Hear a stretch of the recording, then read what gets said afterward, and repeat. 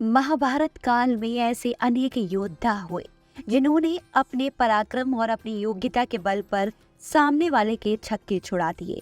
महाभारत के युद्ध में इन योद्धाओं ने अपनी पराक्रम का परिचय दिया, जिसे हजारों सालों बाद आज भी लोग याद रखते हैं। उस दौरान एक ऐसा योद्धा भी हुआ जिसके एक बाण से पूरे महाभारत युद्ध का फैसला हो सकता था। उस योद्धा का नाम है बर्बरिक। आइए महाभारत के इस गुमनाम योद्धा की कहानी जानते हैं। बर्बरिक भीम के पौत्र और घटोत्कच एवं अहिलावती का पुत्र था। बर्बरिक को उसकी मां ने सिखाया था कि हमेशा लड़ाई में उसे कमजोर पक्ष का साथ देना है, इसलिए वह युद्ध में हमेशा उस पक्ष के ओर से लड़ता था जो हार रहा होता था। बर्बरिक को उसकी मां ने ही युद्ध कौशल सिखाया था। उसे शिव का अवतार माना जाता था।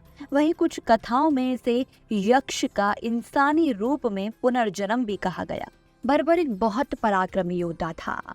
कहा जाता है कि अपने तप से उसने दिव्य शक्ति हासिल की थी। बर्बरिक के पास 3 ऐसे बाण थे जिससे युद्ध क्षेत्र में पूरी सेना का 1 मिनट में खात्मा किया जा सकता था।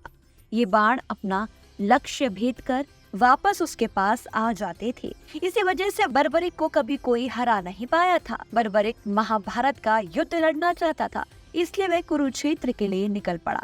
श्री कृष्ण को जब पता चला तो उन्हें लगा कि बर्बरिक आ गया तो युद्ध का परिणाम उलट जाएगा, इसलिए कृष्ण एक ब्राह्मण का भेष धारण कर बर्बरिक के सामने पहुंच गए। श्री कृष्ण ने ब्राह्मण के भेष में बर्बरिक से भिक्षा मांगी। जब बर्बरिक ने पूछा कि भिक्षा क्या चाहिए तो कृष्ण ने उसका शीश मांग लिया। बर्बरिक को पता चल गया कि ये कोई सामान्य व्यक्ति नहीं है। उसने पहचान पूछी, तब श्री कृष्ण अपने असली भेष में आ गए। फिर बर्बरिक ने श्री कृष्ण को साक्षात देखकर अपना शीश उनके सामने अर्पित कर दिया। बर्बरिक ने श्री कृष्ण के सामने एक शर्त रखी थी।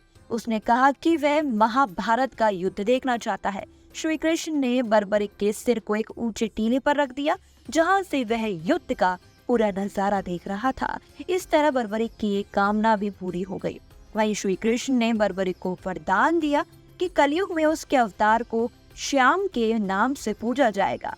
कहा जाता है कि राजस्थान के सीकर में खाटू श्याम जी बर्बरिक के रूप में ही प्रकट हुए थे।